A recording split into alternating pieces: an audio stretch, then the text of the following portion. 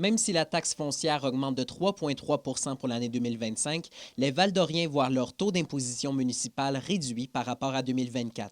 C'est en fait à cause de la hausse de la valeur moyenne des maisons à Val-d'Or que la taxe augmente. La valeur moyenne l'année passée était de 290 000. Maintenant, elle est rendue à 360 000.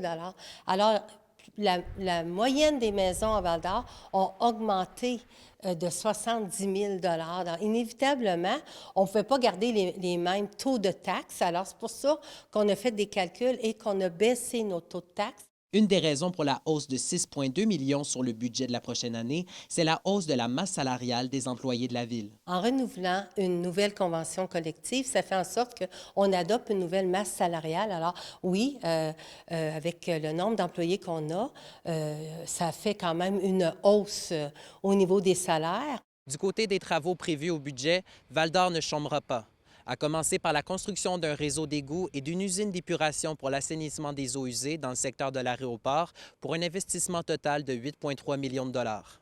Bien, moi, j'appelle ça des investissements, hein. C'est pas glamour ce qu'on fait, là.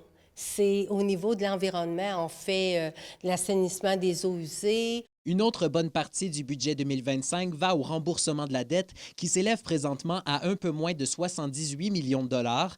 Un paiement de 16,4 millions de dollars sera effectué en ce sens. La mairesse affirme que s'endetter est inévitable avec les travaux essentiels qu'entreprend Val-d'Or, dont dans la construction d'infrastructures pour soutenir les nouvelles habitations. Alors, construire des rues, si on parle juste de la rue Giguère, c'est des montants très importants, là. C'est presque 7 millions là, pour faire la phase 1. La phase 2, ça va être encore des gros montants d'argent. Alors, si on veut continuer d'avancer à cause justement de la position de la ville de Val-d'Or, l'économie va très bien, mais il y a de la demande. Puis je pense qu'on prend ça au sérieux, puis on est responsable dans nos décisions. Félix Blaquière, RNC Nouvelles, Val-d'Or.